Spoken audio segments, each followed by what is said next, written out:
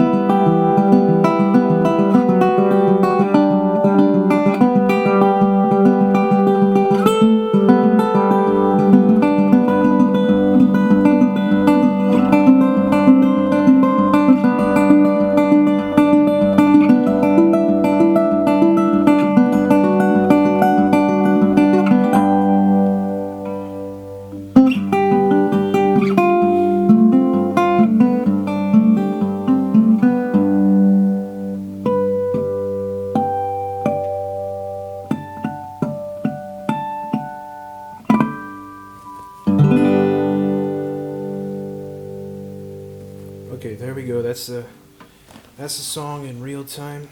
And now to break it down. So the first thing to note is that the guitar is tuned to open D, and I have a capo here on the 5th fret. So playing up a bit high on the guitar, which may not be the easiest thing at first. Okay, so I'm going to play each string so you can tune your guitar to mine.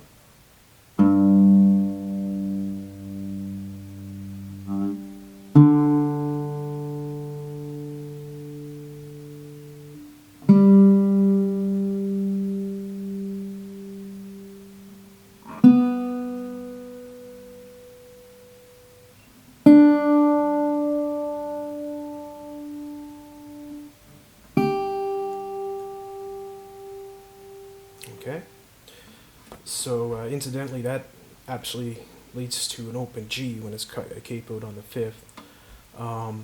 Okay, so the first part of the song is quite easy. This is the shape that I'm going to be using here. Hopefully you can see this well.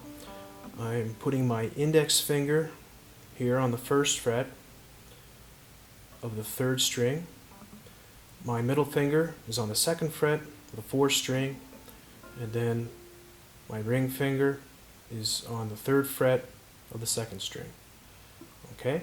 So what I'm doing here is I'm keeping this shape and I'm sliding up for the first opening notes here. So the right hand, that's a little bit hard for me to explain. I don't often play things the same way twice, and a lot of people use different techniques for fingerstyle. Some people just use a finger and a thumb, 2 fingers and a thumb, 3 fingers, some people even all 4 and a thumb. I use whatever works for whatever particular style, but I've been doing this for a while, so I'm fairly fluid in it. So starting off with the G string here, we're going to slide up.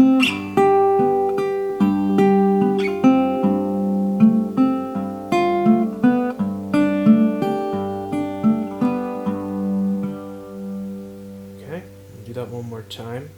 I'm using this shape and I'm moving it up, and then I'm sliding it back and I'm pulling off here, and then eventually pulling off here. Okay? So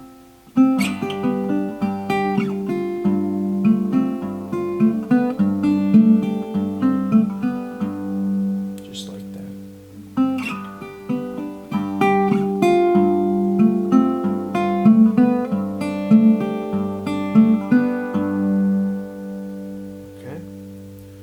And the second time around when I do it, same thing, but I'm not playing that high G up here. I'm avoiding that just to give it a little bit of texture. Okay, so we do this again.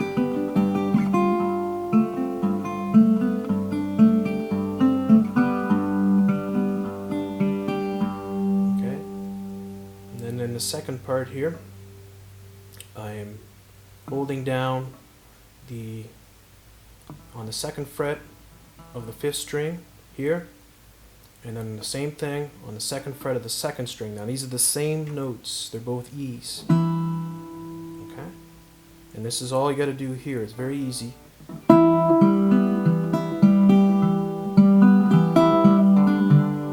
off. You can hammer on.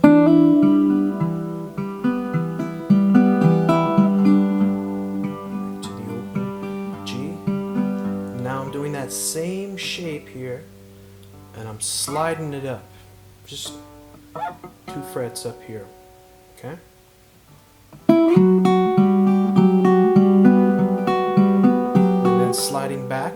You don't have to slide necessarily.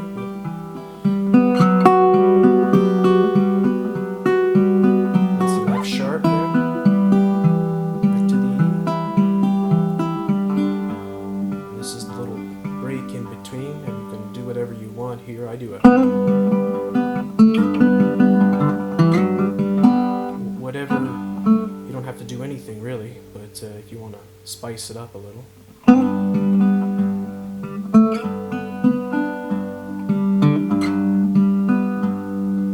Okay. Then now we reach the second part of the song, or the second verse where we go around. So back to the same shape that we had before, sliding up. We're holding an extra bar.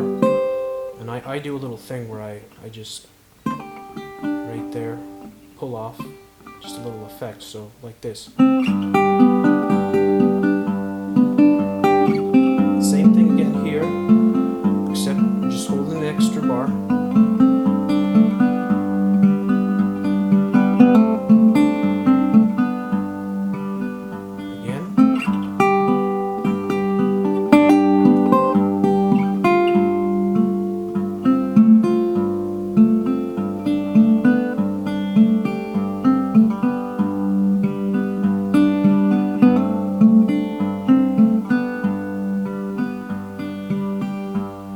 So it's basically a repeat of the same first part of the song, except it's held an extra bar each time longer.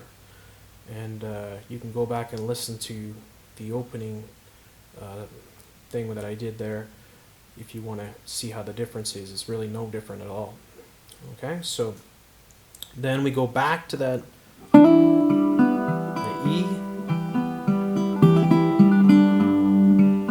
Same thing again. Hammer it down.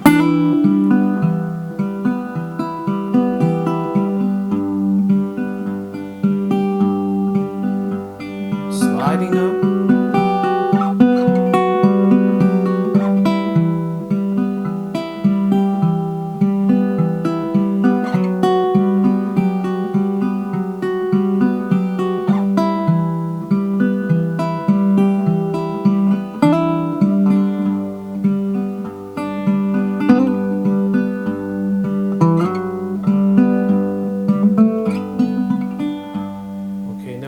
To the coming close to the final part here. Here what we're doing this, right? So it's like an F sharp here. Second fret, sixth string, second fret, the second string, and then your index. You could do it like this too, but I think it's better like this. Your index is going to come down on the first fret on the third string. So, like this.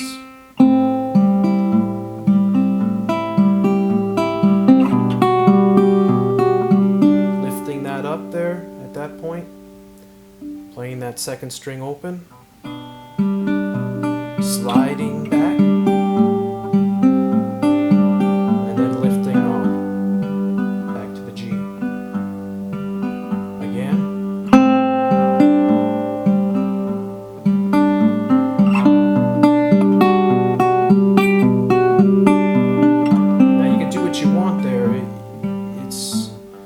Just a little bit of flavoring, but the basic shapes are there, and then you can just play around with it, and whatever sounds good to your ear. Now the third time around is when we start going into that crescendo, which is to the end of the song. So into that shape, same shape there, lifting up, and now we're moving up. Got a little tricky here. You got to tuck your index finger here on the third string, right in beside your ring finger, and that's optional. You can just play it open if you want, but it sounds a little bit better like that. And then sliding that up here, which is the 12th fret here, and we're still having the same sort of fingering where we're holding down on the sixth string here, and then the same thing here on the second string. Now we're going to move back up here. We're going to move one string over, all right, to the fifth string, second fret, and then the same note here, which are identical notes here, on this string right here. So it's the E there again.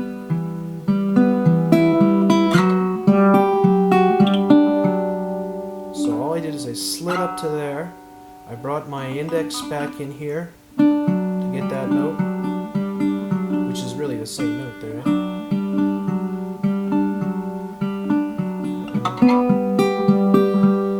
Same two fingers, same spots right here, and then we're going to move up to the 12th. And now the final part here. We're on the 5th fret here, relative to the capo, okay, which would be the 9th on the whole guitar. And we want to be able to hit that bass note here with our right hand. It's a nice ring. And we're only moving up one fret for the next note. And then up to the 12th.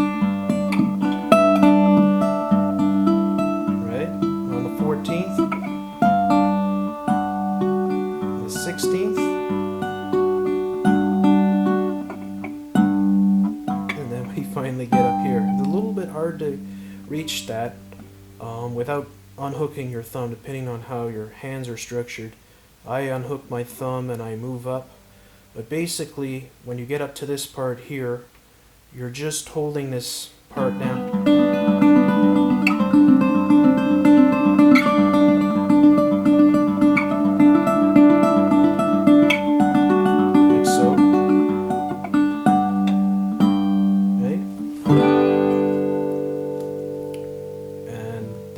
final epilogue here, the ending of the song. Just back to the same shape.